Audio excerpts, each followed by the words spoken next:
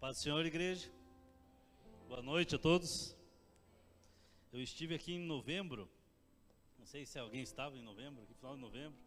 Ministrei aqui e gostei tanto que vim morar para cá. e agora, hoje é a primeira vez que vou ministrar aqui como membro dessa igreja, né? Eu quero agradecer desde já aos irmãos, desde o Júlio, Celso, Chuba, Ricardinho, tem tantos irmãos que me ajudaram já nesses dias que estou aqui, né? E estamos nos sentindo muito amados. Como é bom saber que Deus nos ama. Deixa eu tirar tudo que está no bolso aqui, que estou cheio de penduricalho. Mas como é bom saber que Deus nos ama e quando a gente percebe esse amor de Deus na vida das pessoas para com a gente, amém? Tem uma palavra que o Senhor me deu há alguns anos atrás. E às vezes quando eu vou ministrar a primeira vez, aqui vai ser a segunda, terceira, em algum lugar, eu compartilho uma palavra que é um rema na minha vida. E a minha oração essa noite é que essa palavra seja um rema na sua vida também. Quando a palavra fala com a gente primeiro, depois quando ela chega na pessoa, ela vem diferente, né? Ela vem com um gostinho diferente. Então, minha saudação é essa. Agradecer a esses irmãos que têm nos recebido tão bem, o Val, né, e tantos outros. Com o tempo a gente vai conhecendo cada um e se familiarizando com a igreja. Mas eu quero meditar hoje em algo que já, como eu falei para vocês, é algo que está no meu coração há muitos anos. E a gente se adapta, cada lugar que vai a gente adapta essa mensagem, mas a palavra, o conteúdo é o mesmo. Mas eu tenho visto que hoje muitas práticas que nós temos como igreja, não nós como igreja, não estou dizendo igreja local aqui, o cristianismo hoje, algumas práticas, alguns comportamentos que nós temos não refletem aquilo que é a cosmovisão bíblica deveria ser praticada na nossa vida. Nós fazemos muitas coisas no nosso meio cristão que não tem nada a ver com Bíblia, que não tem nada a ver com a cosmovisão bíblica. E aí a gente começa a agir de certa forma, por costumes e ter práticas. Nós vivemos hoje dias que as pessoas têm ideologias. Igrejas também têm ideologias, mas as pessoas têm ideologias. Hoje o Brasil está dividido em duas ideologias. Estamos vendo manifestações e cada um tem o seu posicionamento. Não vou entrar no caso, que temos que orar pelo nosso país. Mas a gente vê pessoas que têm muitas ideologias. Um certo artista da música brasileira, já falecido, Cazuza, um dia ele escreveu uma música e ele disse que na música dele ele cantava assim: ideologia, eu quero uma para viver. Lembra dessa música? E na verdade ele estava dizendo algo que as pessoas aí fora, o mundo aí fora, que é isso, uma ideologia. As pessoas buscam uma ideologia para viver, para se entregar, para dar a vida. Mas o que é ideologia? O que significa ideologia? Significa aquilo que seria ou é ideal. Isso é uma ideologia. Aquilo que seria ou é ideal. Ideologia é um conjunto de ideias, de pensamentos, de doutrinas, de visões de mundo de um indivíduo ou de um determinado grupo de indivíduos orientados para alguma ação social, ação política, ou seja qual for. A ideologia, para você pensar um pouquinho, ela delimita pensamentos.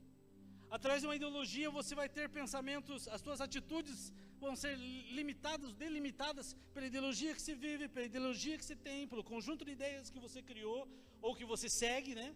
Então suas práticas, seu comportamento. E aí nós começamos a observar que todos nós, eu, você, o pessoal aí fora, busca comportamentos ou procuram um norte para ter um comportamento. As pessoas procuram um rumo na vida. Procuram ter um prumo na vida, né? Às vezes o pessoal diz, eu vim lá da região de Ponta Grossa, a última vez aqui enchi o peito falando que era torcedor do Operário, agora estou me escondendo, dizendo que sou torcedor do Operário. Mas lá a gente dizia assim: rapaz, vai tomar um jeito na vida, piá. Vai tomar um prumo na vida, piá. A ideologia ela te dá isso, porque nós buscamos isso. Alguns percorrem todo tipo de doutrina, você conhece pessoas que passaram por tal movimento, por tal movimento, por tal movimento, buscando algo. E nesse afã de procurar um sentido na vida, uma ideologia para se viver, que nem dizia aquele artista, um ideal que se sobressaiu no meio da juventude por muito tempo, e é uma frase bem conhecida, é uma ideologia, o Carpe Diem. Carpe Diem. Você já deve ter pensado nisso, nessa ideologia. Então nós temos uma ideologia. Cada pessoa tem uma ideologia. Uma das ideologias que tem surgido, que surge por aí, é o Carpe Diem. O que é o Carpe Diem? Ele quer dizer o seguinte, não é anormal, por exemplo, você já viu isso em rede social, você já viu isso no Facebook, você já viu no Instagram, né? O pessoal coloca lá uma frasinha, e aí tem esse pensamento. O que é? Essa frase ficou mais, alguns tatuam, essa frase ficou mais conhecida depois daquele filme Sociedade dos Poetas Mortos, mas é uma frase do latim. E essa frase de Horácio, um poeta de Roma, esse poema ele tem um sentido, e a palavra, a frase Carpe Diem quer dizer colha o dia, aproveite o momento, viva a vida. Está dizendo assim, busque dar um sentido à vida, voltando-se para o prazer imediato, para aquilo que está hoje acontecendo. É quase um hedonismo. Não se preocupe com o futuro. Eu não sei se já procurou ler esse poema Carpe Diem, depois joga no Google, lá você vai ver um poema de Horácio, filósofo romano. E ele está falando disso, olha, esqueça o futuro, esqueça o que os deuses que tinham que pensar, vão acontecer com a gente, viva o momento. Porque para eles, esse conceito do Carpe Diem, assim, a vida é breve, a beleza é perecível, vai passar, então viva o dia.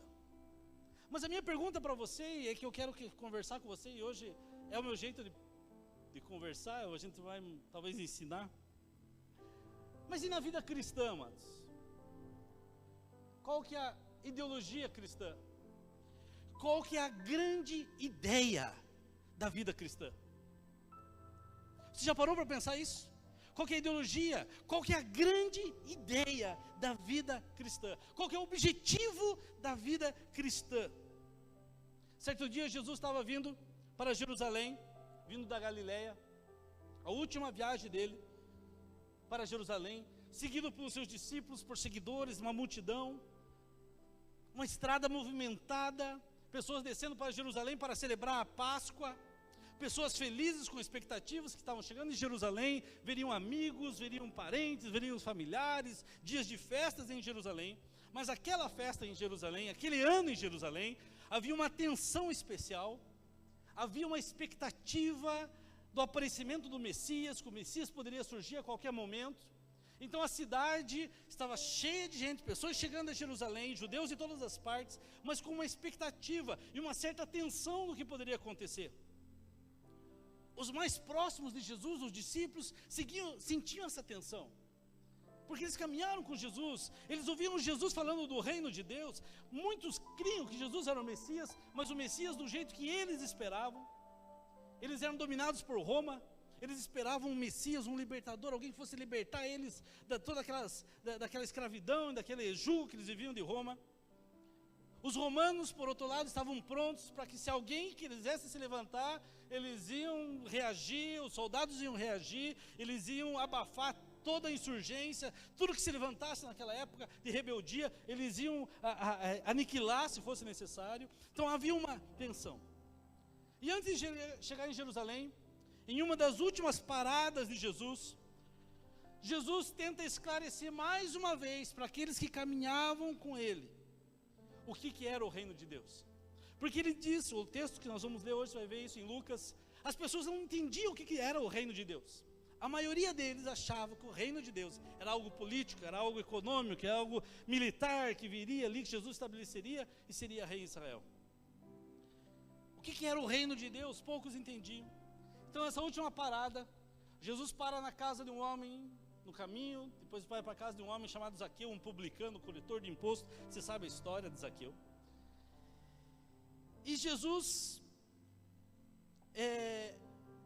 nesse contexto que ele está com Zaqueu e vai para a casa de Zaqueu, e muitos criticam ele por isso, ele reitera o propósito dele de estar na terra, de viver na terra. Ele reafirma qual que era o propósito dele. Em Lucas 19:10 ele fala assim, porque o Filho do Homem não veio para... o Filho do Homem, melhor, veio buscar e salvar o que se havia perdido. E depois que ele conta essa história de Zaqueu, lembra de Zaqueu, o homenzinho que subiu na árvore e tal, aí Jesus quer fortalecer aquilo que ele estava ensinando sobre o reino, e Jesus conta uma parábola. E eu quero convidar você a abrir sua Bíblia em Lucas capítulo 19. E Jesus conta uma parábola.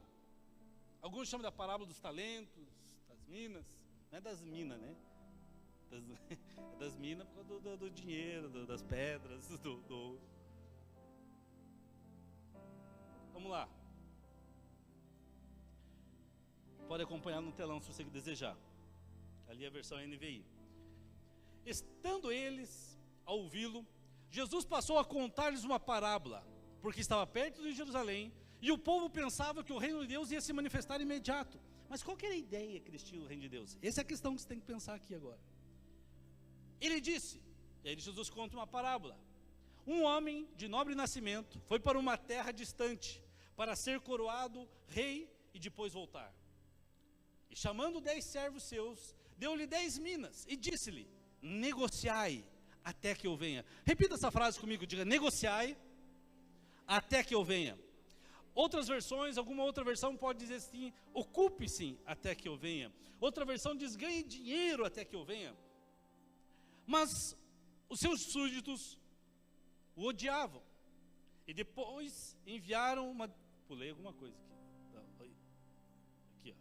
E disse um homem, isso.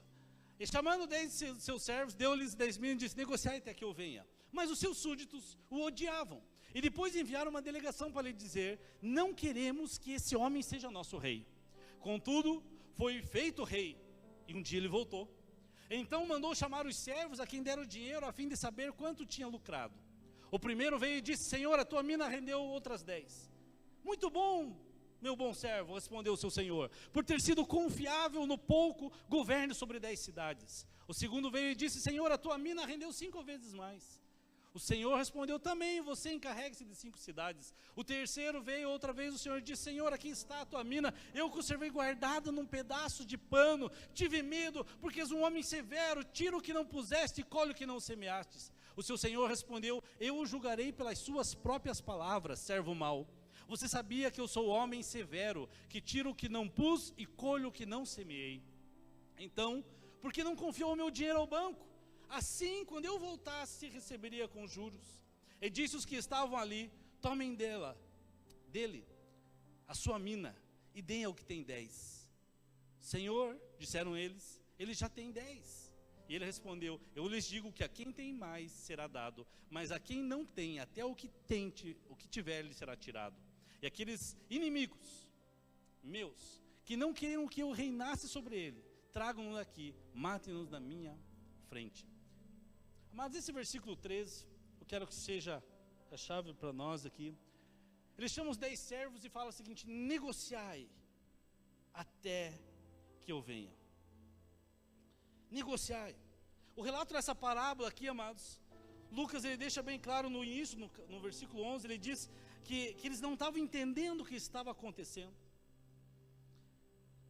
Que eles não entendiam o que era o reino de Deus, a percepção do reino de Deus. Quando Jesus dizia que era o reino, eles não entendiam o que era o reino. E aqui tem 2 equívocos que eles tinham em comum. O primeiro, que muitos pensavam que quando Cristo entrasse em Jerusalém, ele ia estabelecer um reino político em Jerusalém.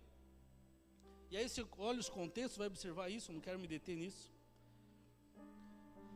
E outro contexto que você observa ali nesse capítulo mesmo, que muitos dos discípulos de Jesus pensavam que não precisavam fazer nada, além do que esperar pelo reino. Vamos esperar, Jesus vai fazer. Jesus logo vai estabelecer. O que nós precisamos fazer? Esperar. Desse pensamento de espera, surge uma teologia, podemos dizer assim, chamada teoria da espera. Vamos esperar, deixa que Jesus faz. E o problema desse negócio de esperar, deixa que Jesus faz, que vai gerar 2 tendências no ser humano, e nós vemos isso no dia a dia nosso. A primeira é o fatalismo. Tudo que acontece é a vontade de Deus. Não deu certo aquele negócio, foi a vontade de Deus.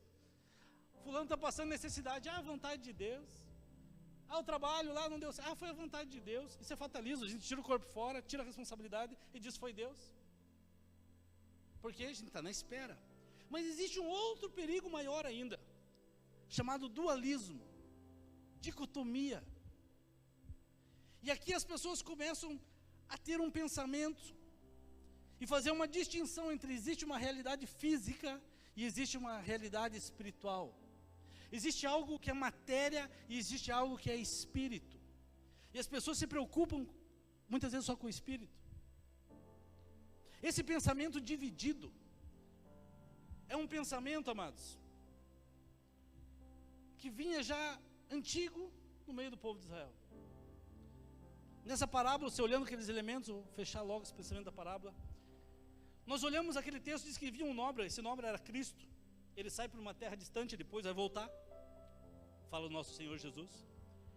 O papel dos discípulos aqui, veja o papel ativo deles. Eles são retratados como servos, como escravos na parábola aqui. E o versículo 3 diz, negociar até que eu venha. Essa parábola está ensinando, amados, do papel, do chamado, que eu e você temos a desempenhar. Esse texto está falando de qual é o nosso papel na manifestação do reino. E ele diz, negociai até que eu venha. Se você olhar essa palavra no original, ele vai dizer assim, ocupe-se até que eu volte.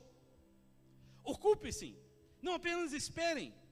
Não fiquem esperando que eu vou fazer algo. Ocupe-se, negociem, ajam. Não só no espiritual, mas no material, em tudo. O texto está falando de reino, ocupe-se.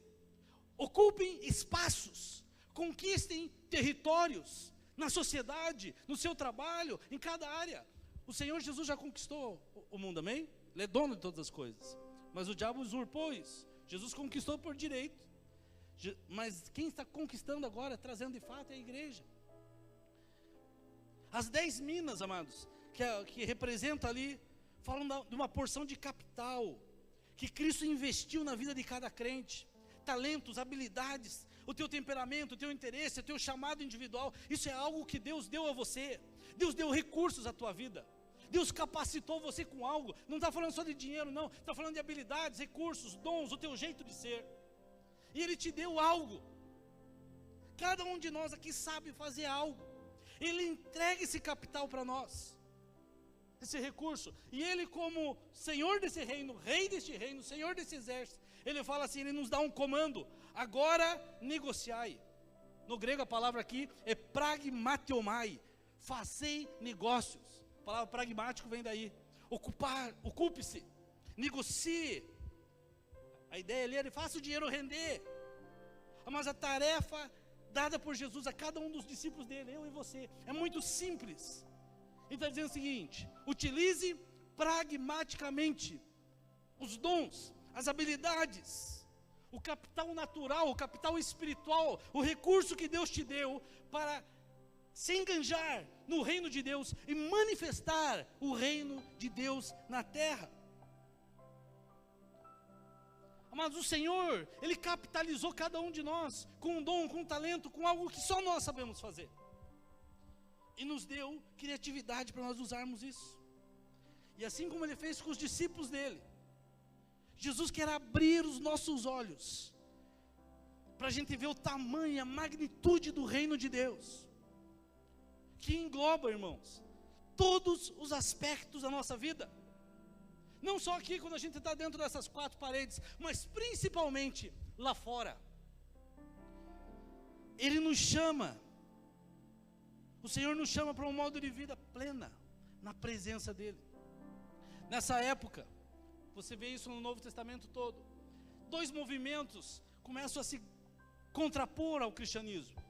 O primeiro era o gnosticismo. O que os gnósticos pensavam? Eles diziam o seguinte, existe a matéria, as coisas materiais, e as coisas espirituais. A matéria é essencialmente má. A matéria é má, mas o espírito é bom. Tudo que é espiritual é bom, o que é material é ruim, é mau. Quando eles começam a gerar esse pensamento, eles começam a dizer o seguinte, eles diziam que Jesus nunca tinha vindo em carne, por exemplo, que Jesus era um espírito, porque matéria é má. Como é que Jesus ia vir nessa carne má, corrompida? Aí eles diziam que o sacrifício de Jesus, a morte de Jesus, era algo simbólico. Era isso que os gnósticos ensinavam.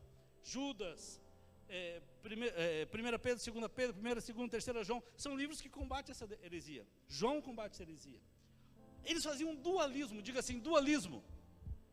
Dicotomia. Diga, irmão. Diga, dicotomia.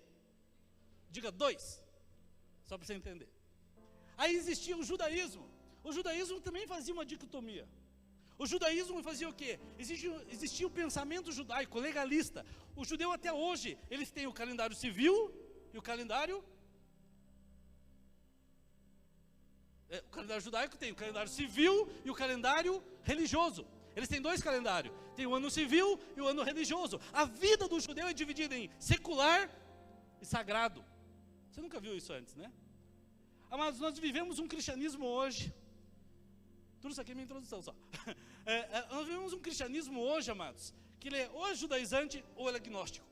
Porque nós dividimos a nossa vida em secular e sagrado. Hoje vai voltar para casa, vai passar a comer um cachorro quente.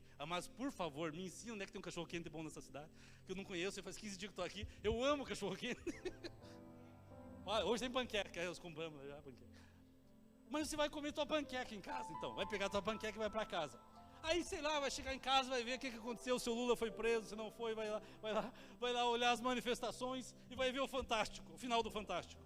Aí vai tocar aquela musiquinha do Fantástico. Você lembra da musiquinha do Fantástico? Vai tocar aquela musiquinha do Fantástico. E aí alguns vão começar a ter arrepio. Uns vão começar a ter dor de cabeça, porque ele vai lembrar, amanhã é segunda-feira, eu tenho que trabalhar. Ai, meu Deus do céu, estava tão bom na igreja, estava tão bom buscar Deus, estava tão bom no grupo, estava tão bom aonde, na casa de Deus, mas segunda tem que trabalhar. Por quê? Porque a gente separa muitas vezes a nossa vida. E a gente acha que isso aqui é de Deus, lá fora não é. Isso aqui é sagrado, isso aqui é espiritual, lá fora é o secular, é o material, é a coisa má. Nós começamos a separar, a viver uma vida dicotomizada. O catolicismo medieval, ele fez isso. Ele dividiu a vida em 2 coisas. O catolicismo da Idade Média, ele colocou assim, isso é sagrado, isso é profano. Nós hoje fazemos isso aqui, isso é gospel, isso é do mundo.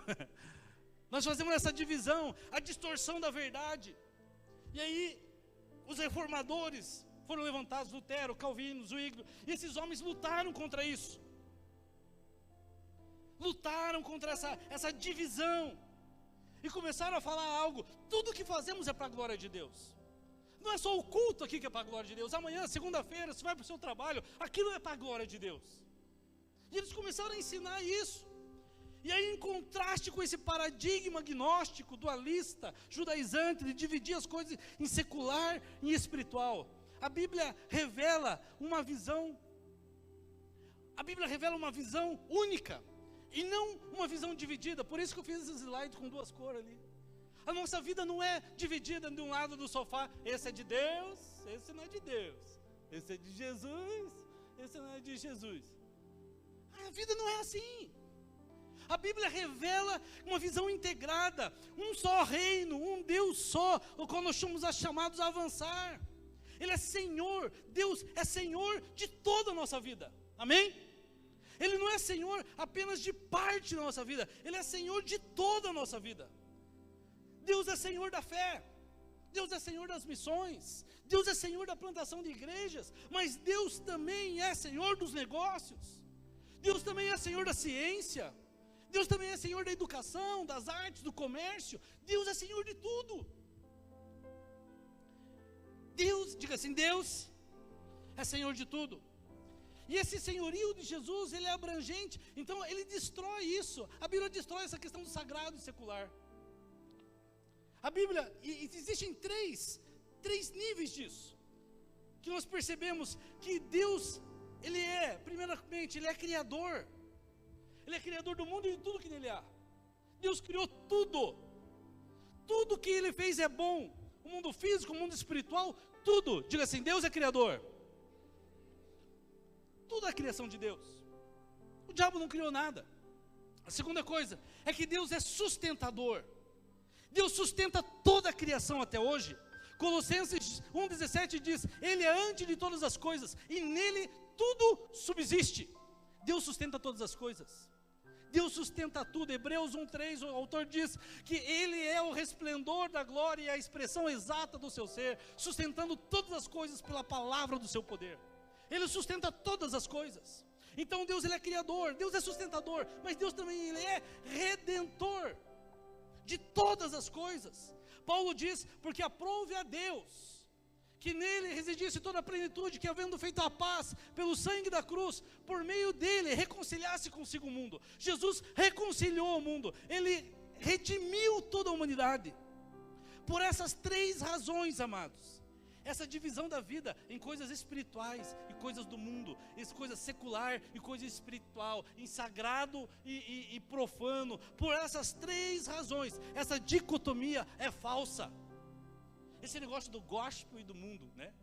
Não existe. Não existe nenhuma separação na mente de Deus. Não existe. Deus criou um só mundo, Deus não criou dois. Deus sustenta um só mundo, Deus não sustenta dois mundos. Ele redimiu um só mundo. E nós, da mesma forma como cristãos, vivemos em um só mundo. Temos uns chamados a viver neste mundo. Mas eu disse anteriormente para você, que na vida cristã, existe uma ideologia aí fora, o Carpendinho, tantas outras ideologias, citei aquela como exemplo. Mas na vida cristã, qual que é a grande ideia da vida cristã? Qual que é o grande pensamento? Qual que é a grande, o ápice? Qual que é a linha de pensamento, a ideia, o objetivo? Em que consiste a vida cristã? Como aplicar tudo isso que a gente recebe dia a dia na igreja, nos grupos familiares, e aplicar isso na nossa vida? Talvez você já fez essa pergunta, você já ouviu essa pergunta.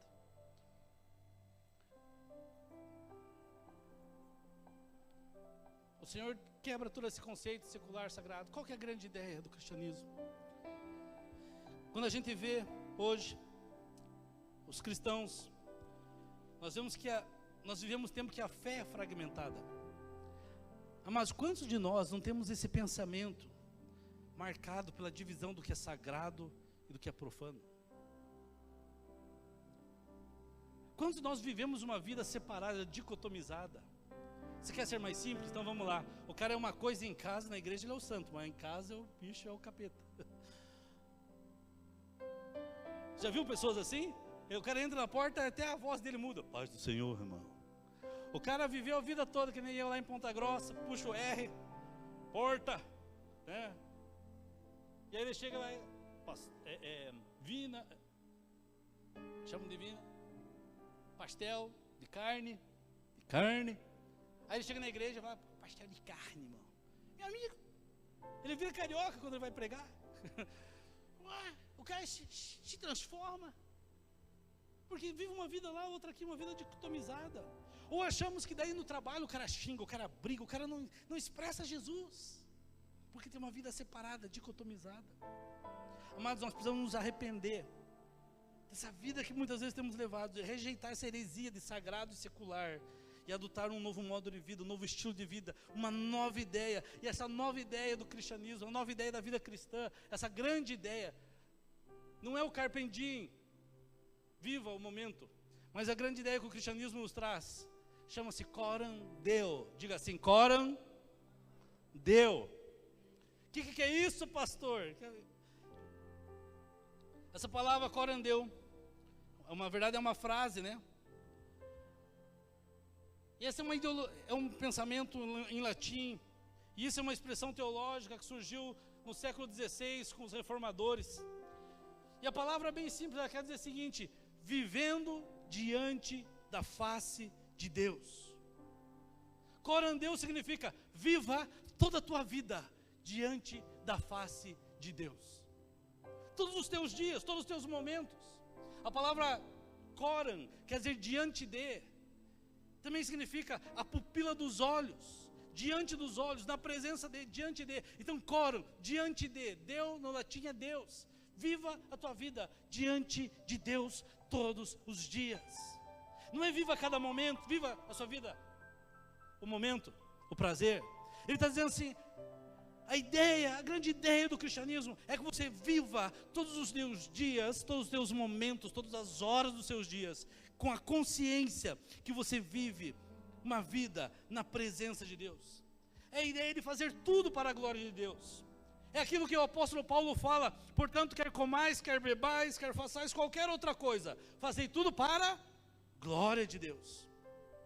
Isso que significa corandeu.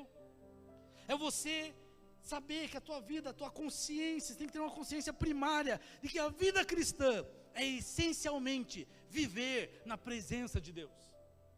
É você estar dirigindo e saber que você está diante da presença de Deus. É você estar lavando roupa e você saber que você está fazendo aquilo diante de Deus. É você estar trabalhando amanhã na sua empresa, na sua fábrica, onde for, no seu comércio. E se você saber que aquilo é feito na presença de Deus e para Ele, para a glória dEle. Isso pode ser até uma novidade para alguns, para outros é uma coisa óbvia. Mas essa, amados, é a questão, essa questão é o coração da vida cristã. Se eu fosse dar um título para essa mensagem, eu daria assim, a grande ideia. Qual que é a grande ideia?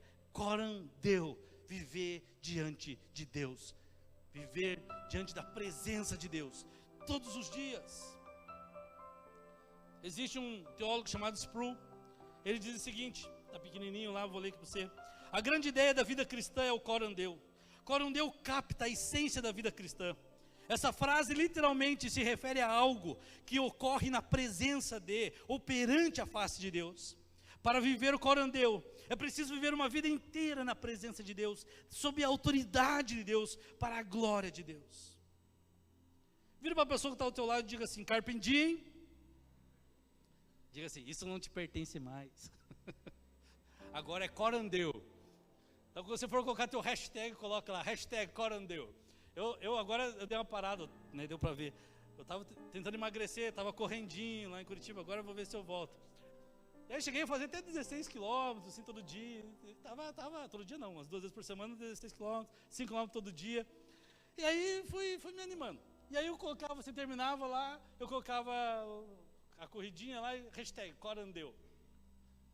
Porque a ideia do corandeu o que é? Tudo que eu faço é para a glória dele. Tudo que eu faço é para exaltar a ele, é estar diante da face dele. É a ideia de um relacionamento íntimo, de estar a vida toda na presença de Deus. Alguns usam a ideia, o pensamento de uma plateia, o conceito de uma plateia de um espectador só. Você está fazendo algo para um espectador só. Não importa o que você esteja fazendo. Isso aqui descreve o estilo de vida do cristão, meu irmão. Por isso que eu digo que esse pensamento transformou minha vida. Transformou a forma que eu vejo o cristianismo hoje. Nós somos chamados para viver corandeu. Você é chamado para viver todos os dias na presença dEle. Esse é o nosso chamado. Viver diante da face dEle. Viveremos toda a nossa vida na presença dEle, diante dEle. Viver esse corandeu é saber que você, amados, quando vai trabalhar amanhã, você saber que você está vivendo e trabalhando sob o olhar, não do teu chefe, não do teu padrão, mas você está vivendo e trabalhando diante do olhar do empregador celestial. Aquele que sabe de cada momento da sua vida. Essa é a essência da vida cristã. Diga assim, nós vivemos diante da face de Deus, todos os dias, todas as horas, todos os momentos. Pastor, por que isso é tão importante? Porque ele nos leva a um segundo pensamento. Nós temos que entender que nós somos feitos para a presença de Deus. Nós somos feitos para a presença de Deus. Mas você foi criado para a presença de Deus. Os humanos, o ser humano, eu e você, foi criado para a presença de Deus. De Gênesis a Apocalipse, a Bíblia relata isso. Deus criou o homem, façamos o homem a nossa imagem e semelhança. Deus fez o homem para ele ter relacionamento com ele. A intimidade de Deus com o homem foi planejada desde o Gênesis. Eu vou pular alguns textos, senão nós vamos sair 10 horas aqui. Mas Deus planejou desde o Gênesis. Ele planejou ter intimidade comigo e com você, com o ser humano. Lá no Gênesis foi assim. Ele vinha todos os dias, na viração do dia, conversar com o homem, porque ele queria o quê? Relacionamento com o homem. Deus procura relacionamento. Chega no deserto, Deus manda fazer tendas. E Deus fala o seguinte, me farão um santuário, tabernáculo. Lembra o tabernáculo no deserto? E me farão um tabernáculo para que eu habite no meio deles. E como que eles viviam no deserto, amados? Eles viviam em tendas. Deus fala assim, gente, eu quero me relacionar com vocês. Faça uma tendinha para mim também. Só que a minha vai ficar no meio para alcançar todo mundo. E aí Deus faz e pede para que eles façam um tabernáculo. Deus instruiu Moisés a construir uma tenda, um tabernáculo para ele, para que a sua presença divina pudesse habitar no meio do povo de Deus. Aí chega em João, mas lembra, os hebreus viviam em tendas, Deus pede uma tenda, e chega lá em João 1,14, o verbo se fez carne e habitou entre nós. Essa palavra habitou entre nós é tabernaculou, é a mesma palavra, skeno, no grego, que é usado lá no Êxodo. Você pode ler esse texto assim, e o verbo se fez carne e tabernaculou, habitou entre nós. O povo judeu pôde dizer isso, Deus fez uma tendinha no nosso meio e ficou com a gente. João está dizendo, Jesus veio e montou a sua tenda, seu corpo físico na terra, e ele habitou entre nós. Deus sempre quis estar com o homem. Deus tabernaculou, Deus fixou, Deus fez um tabernáculo, morou entre o homem. Ele desejou isso. E Deus continua a tomar essa iniciativa, amados, comigo e com você hoje, de restabelecer essa intimidade. Deus habita no nosso meio. Você foi feito para a presença dEle. Você foi criado para viver o corandeu, ou seja, para você viver a presença de Deus, na presença de Deus. E quando eu e você entendemos que o nosso estilo de vida não é o carpindim, viva a cada momento, que é viver diante da face de Deus, é viver o corandeu. Quando eu entendo que eu fui feito, a minha estrutura, eu fui feito para estar diante dEle, eu começo a olhar o trabalho, não como trabalho, não como obrigação, mas você começa a ter uma visão do seu trabalho como adoração. E aí você começa a ver o trabalho como adoração. Se toda a nossa vida pertence a Deus, pense comigo,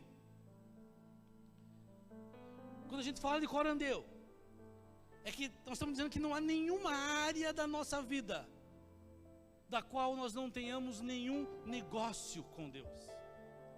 Calvino dizia que não existia nenhuma área da nossa vida, negócio com Deus, sem nenhum negócio. Todas as áreas da nossa vida você tem um negócio com Deus, porque todas as áreas da sua vida você está diante de Deus.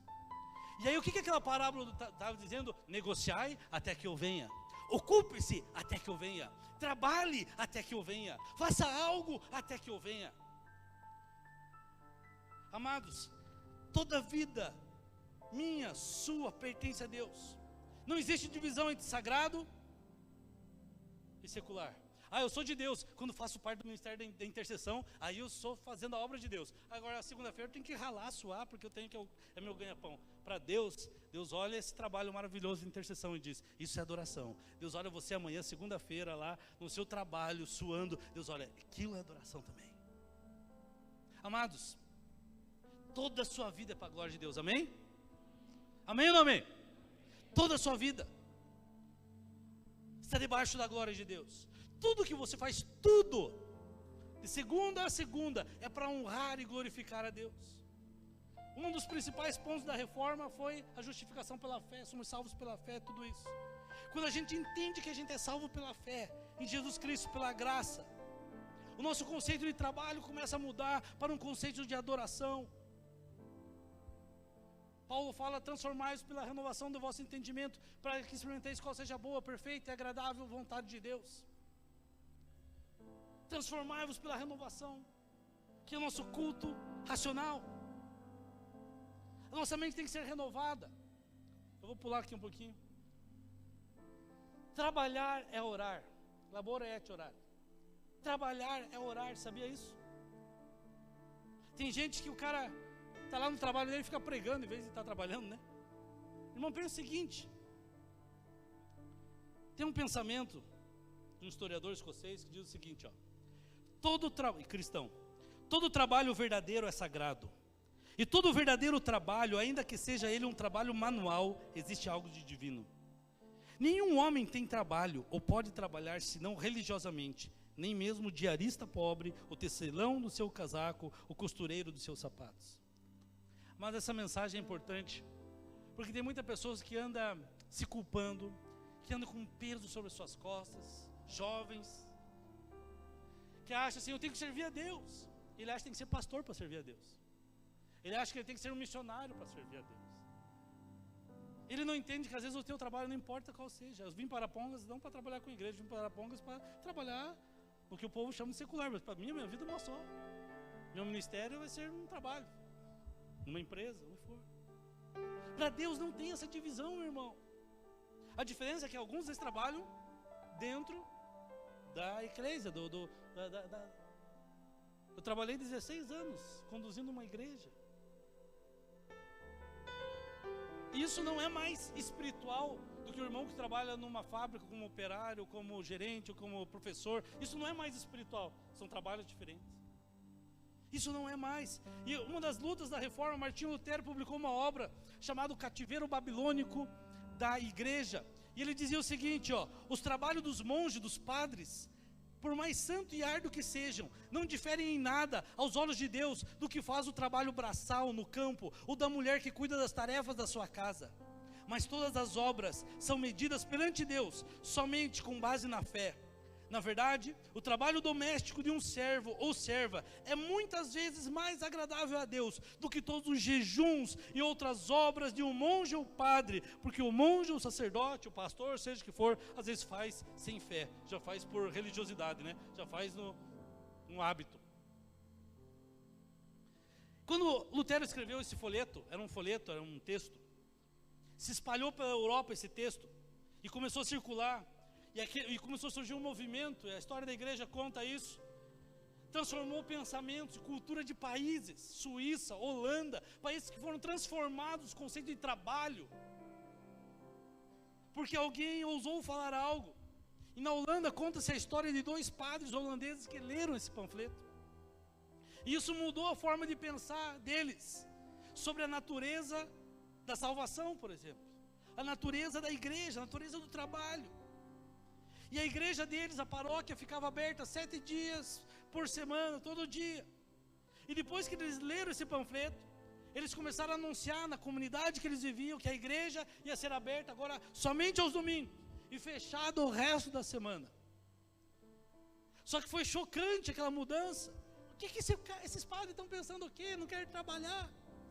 E os padres, o que eles fizeram? Eles chegaram à conclusão de que o trabalho que os paroquianos ali daquela comunidade faziam durante os outros 6 dias da semana não era menos sagrado, não era menos espiritual que o trabalho que eles faziam, se aquilo fosse feito com fé, com entendimento diante de Deus. E aí eles começaram, tanto os que trabalhavam na igreja da comunidade, como os que trabalhavam no campo, nas lojas, eles começaram a perceber isso. Todos têm um potencial de prestar culto a Deus com o seu trabalho. Não era a natureza do trabalho em si, mas a fé com que eles faziam isso. Sabe o que quer dizer isso, amados? Que quando você levanta as mãos aqui no culto e está adorando a Deus, isso é culto a Deus? Adoração? É adoração a Deus. Mas amanhã, quando você está à frente de um computador e fazendo o seu trabalho lá, na sua empresa, no seu negócio, para Deus, isso é culto também. Quando você vai fazer tua corridinha, teu Cooper no final da tarde, no começo da manhã, Deus está recebendo aquele culto seu, porque toda a tua vida é corandeu diante da face de Deus. Para Deus não faz a distinção, começou o culto lá na Céus Abertos. O teu culto hoje começou quando você acordou. Quando você trata bem tua esposa, teus filhos, o teu trabalho, quando você cuida da sua casa, quando você faz tudo com carinho, quando você faz tudo com excelência, não importa o trabalho que você faça, é todo culto a Deus. E aqui é um ajuntamento que nós nos reunimos para celebrar juntos a Ele. Amados, precisamos deixar a nossa vida ser moldada por essa afirmação, por esse pensamento, seja indivíduo, coletivo, família. Precisamos fazer tudo para a glória de Deus. E quando nós entendemos isso, que nós vivemos o corandeu, que fomos feitos para viver na presença de Deus, que o nosso trabalho é adoração, nós precisamos lembrar que a nossa vida é uma vida consagrada. Nós precisamos viver além desse sagrado e secular, dessa divisão de vida. Isso é de Deus, isso não é, isso é do diabo. Não, você tem que viver o seguinte: além disso, é uma vida consagrada a Deus. Tem outros pensamentos, vou pular aqui, mas tem um pensamento que diz em Colossenses, diz assim: tudo quanto fizerdes, fazei de todo o coração, como ao Senhor e não aos homens. A gente aprendeu que não devemos fazer separação, não há 2 mundos, não há 2 tipos de viver. Depois, quem quiser, pede lá, eu mando os PowerPoints com mais conteúdo. O corandeu, esse viver na presença de Deus, ele gera duas coisas em nós, amados. Uma vida de integridade inteira. Porque você tem que ser o mesmo aqui na igreja e lá fora. Você tem que ser aqui na sua casa, no seu trabalho, você é o mesmo. Quando se vive diante de Deus, você é o mesmo em todos os momentos. Isso gera uma integridade moral, gera uma integridade vocacional.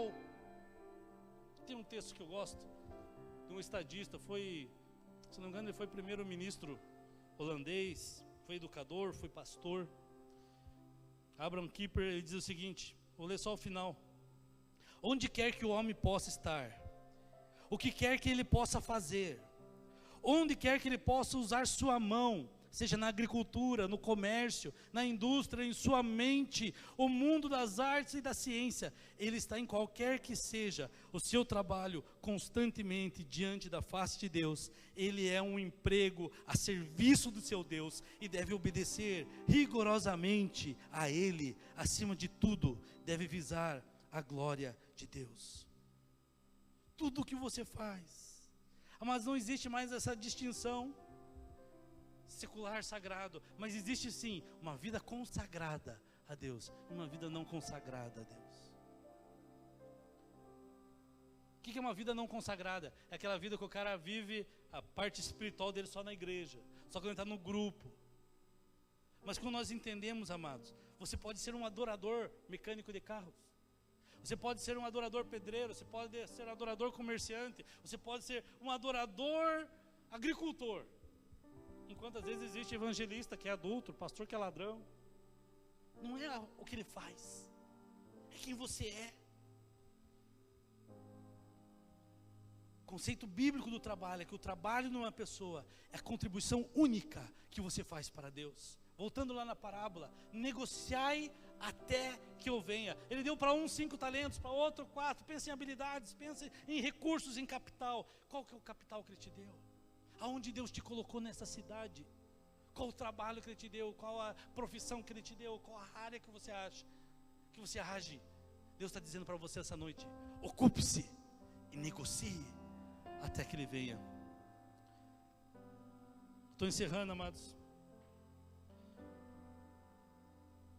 Existe um texto, não lembro se eu coloquei aqui em Miqueias, acho que não coloquei ele, mas diz assim: e declarou o Senhor, ó homem, o que é bom, que o Senhor pede de ti, que pratiques a justiça, ames a misericórdia e ande humildemente com o teu Deus. Amados, quando entendemos que todos os cristãos, quando nós entendemos que nós devemos viver uma vida corandeu. O que é corandeu? Diante da face de Deus, todos os dias. Quando nós entendemos isso, entendemos que nós todos estamos em uma missão. Não é só o Júlio, não é só o pastor Romarcos, não é só os céus, não é só os irmãos da intercessão, não é só o Júnior. Todos nós temos uma missão. Todos nós somos ministros, todos nós somos missionários, cada um naquele espaço que Deus nos plantou. E eu quero deixar esse pensamento antes de orar com você. Tem um vídeo. Você consegue preparar lá, Beto, para mim? Há um vídeo, a música ela fala sobre outra coisa, mas a ideia do vídeo é maravilhosa. Alguns já viram, acho que no YouTube, por aí. Mas essa ideia de que você está... Eu vi esse vídeo depois que eu li sobre o corandeu. E saber que tudo que eu faço, estou diante de Deus. Amém? Então você que conhece a letra, às vezes você vai pensar, está falando outra coisa, mas a ideia eu não estou nem aí com a letra. Apesar que a letra é bonita também, é cristã, mas falei bobagem já, né? É gospel, não é gospel, né? É cristã, a vida compartimentalizada, né? A vida é uma só, tudo é uma coisa só. Mas ela fala de você estar diante de Deus sempre, em cada momento. Se quiser apagar a luz, fica melhor, criar um clima. Por favor. Heavenly Father, we love your precious name. It stands to reason that a name is just a word. It can be easily forgotten forgotten as soon as it is heard. But one name was spoken before the world's first day, and it will be here when everything that is has passed away. Delivered from the lips of God to Mary's ears on angels' wings, Jesus, Jesus, the word that came to life for us, the song that all creation sings, Jesus, oh Jesus, proudest nations of the earth have come and gone, but Jesus, the name lives on. When I'm awakened by a terrifying dream, and desperation reaches out and clutches me, when I'm so afraid that I don't even know how to pray, I simply speak it and I feel it, and it chases fear away. Delivered from the lips of God to Mary's ears on angels' wings, Jesus, sweet Jesus, the word that came to life for us, the song that all creation sings, Jesus, oh Jesus, the proudest nations of the earth have come and gone, Jesus, the name lives on, eternal hope and promise, the ever-breaking dawn, when time itself is over, the name lives on and on.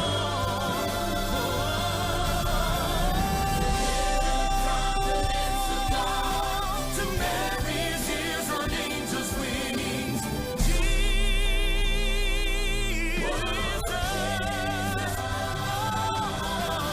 word that came to life for us, the song that all creation sings, Jesus, sweet Jesus, the proudest nations of the earth have come and gone, but Jesus, the name lives on. The proudest nations of the earth have come and gone, but Jesus, the name lives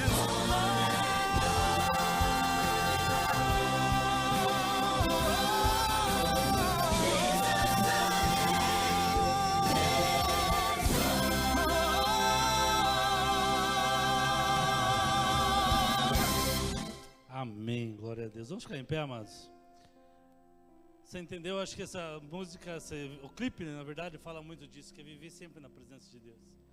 Ele está lá na hora do teu Cooper, Ele está lá na hora que você está batendo tua bolinha, Ele está na hora que você está tendo dificuldade com aquela prova, Ele está lá e você está lá também diante dEle, cada momento e cada dia. Quando nós começamos a ter uma visão da vida assim, corandeu, diante da face de Deus, dos olhos de Deus. Essa é a grande ideia que a vida cristã nos oferece. Isso muda a tua vida quando você entende essa coisa tão simples, que é viver diante da face de Deus. Esqueça o mundo, esqueça o carpe diem.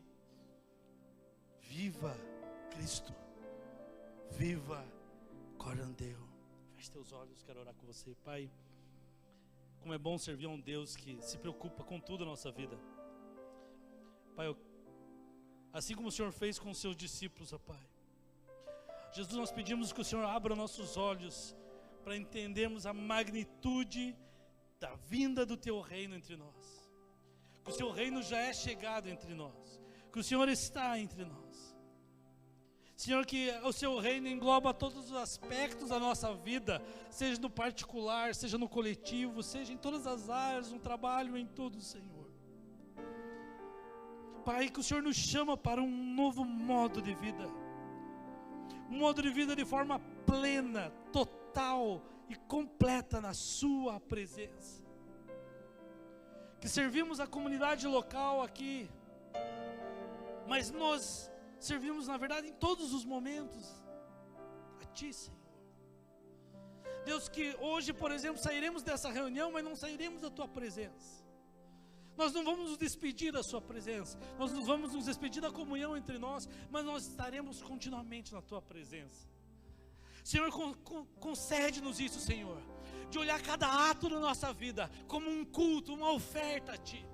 Pai, que nós possamos olhar o nosso papel no nosso trabalho, no nosso emprego, na nossa escola, a nossa ocupação na sociedade. Não importa se eu sou pastor, se eu sou missionário, se eu sou um funcionário, se eu sou um gerente, se eu tenho uma empresa, se não tenho. Não importa qual seja a minha ocupação, mas se essa é a minha vocação, a minha parte do reino, esse é o espaço que eu vou conquistar para Ti, Senhor.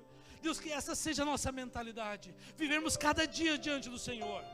Pai, que quando estivermos na festa de aniversário dos nossos filhos, nós estamos diante da presença do Senhor. Pai, quando nós estamos numa aula, Senhor, de matemática, Senhor, de cálculo integral, de diferencial, seja o que for, nós veremos, Pai, isso aqui é para a Tua glória, estou descobrindo o universo, servindo a Ti, Senhor, seja o que fizermos, Senhor. Pai, todo aquele peso, todo o sentimento de culpa que muitos têm carregado por não estar, às vezes, servindo a Deus, entre aspas, Senhor, dentro de uma igreja, pregando num púlpito, fazendo o que for. Pai, que cada um construa seu púlpito na sua loja, no seu trabalho, na sua fábrica, na sua rua, na sua casa, na sua família. Senhor, nós temos púlpitos em todos os lugares, não para pregarmos, mas para sermos seus filhos, sermos manifestação do reino de Deus nessa terra. Senhor, dá-nos a capacidade, vinda da Tua graça, Senhor, para expandir Teu reino, para manifestar Seu reino. Enche-nos com a Sua glória, enche-nos com Sua glória, Senhor, enche-nos com Sua glória, em nome de Jesus, enche-nos com Sua glória, Senhor. Vamos adorar a Deus com mais uma canção, nós estaremos encerrando essa reunião. Levante suas mãos em adoração ao Senhor. Pai, nós declaramos a graça poderosa de Jesus Cristo, alcançada na cruz do Calvário, a unção do Espírito Santo e o poder do amor de Deus Pai Todo-Poderoso sobre a Tua igreja. Mas vamos encerrar essa reunião adorando o Senhor. Não nos despedimos da presença dEle, porque todos os dias estamos na presença dEle. Nos despedimos do ajuntamento, mas não da presença do Senhor.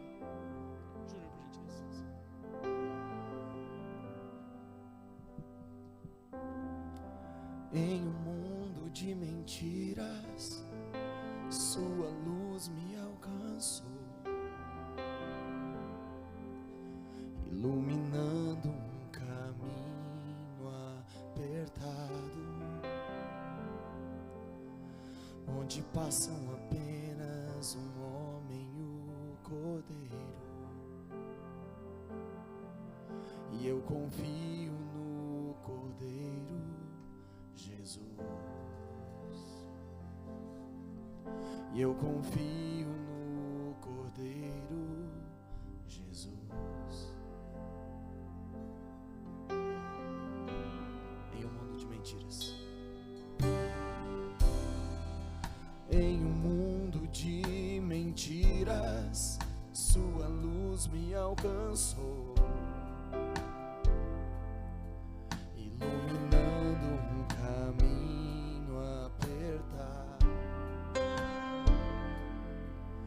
onde passam apenas um homem e o cordeiro. E eu confio no Cordeiro Jesus, e eu confio no Cordeiro Jesus.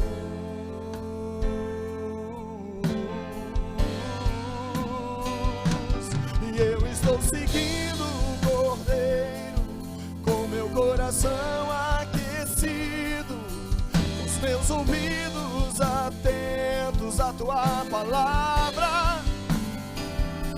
E E eu estou fixando os meus olhos no destino perfeito do caminho apertado que Ele anda comigo.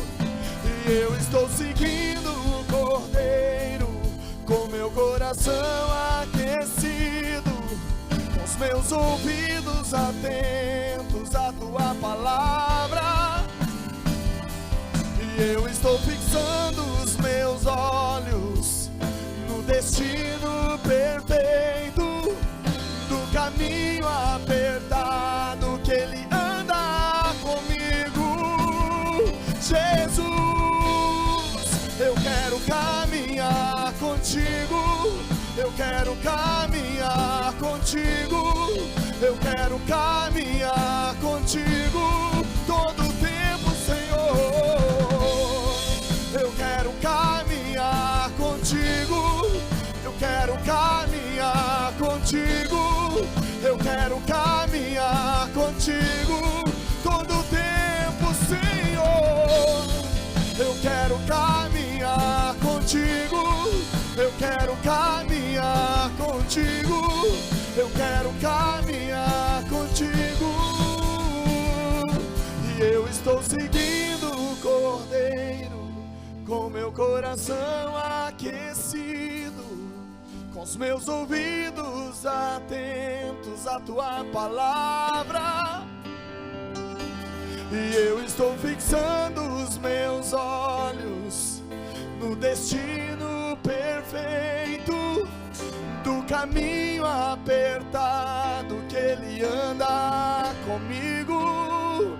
Sim, eu estou seguindo o Cordeiro com meu coração aquecido, com os meus ouvidos atentos à Tua palavra.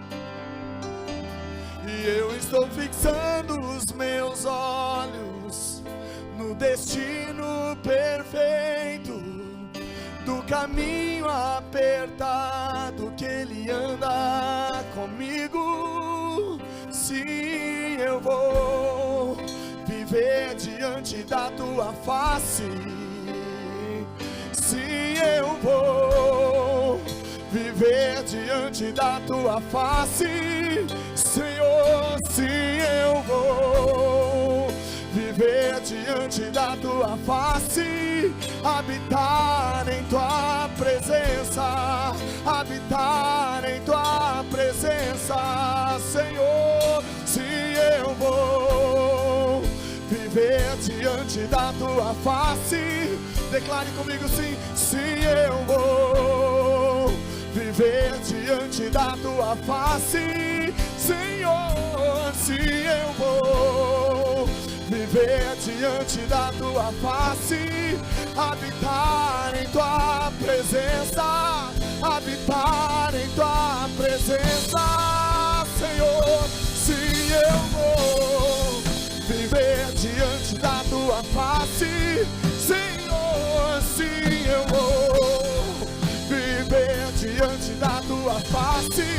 Sim, Senhor, eu vou viver diante da Tua face, habitar em Tua presença, habitar em Tua presença. Declaramos, Deus, sim, eu vou viver diante da Tua face, Senhor. Sim, eu vou viver diante da Tua face, Senhor. Sim, eu vou viver diante da Tua face, habitar em Tua presença. Sim, Deus, habitar em Tua presença. Sim, Deus, sim, eu vou viver diante da Tua face, Senhor. Eu vou viver diante da Tua face, Senhor. Eu vou viver diante da Tua face, habitar em Tua presença. Sim, Deus. habitar em tua presença. Leva-nos, Deus.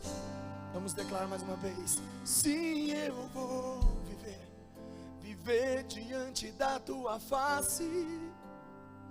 Senhor, eu vou viver diante da tua face.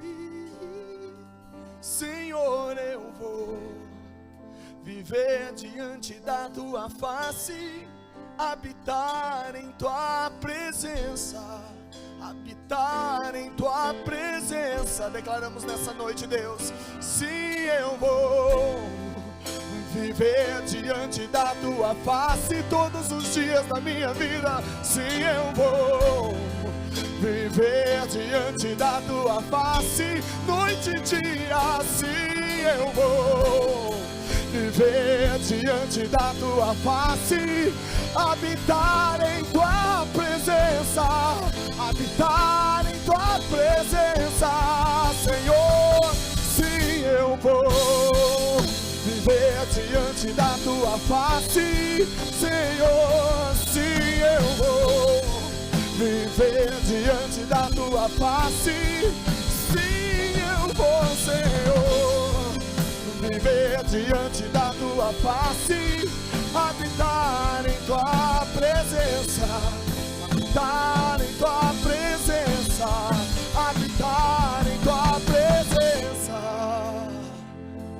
Sim, Deus, habitar em tua presença. Eu quero, Senhor, habitar em tua presença. Aleluia. Senhor, habitar em tua presença.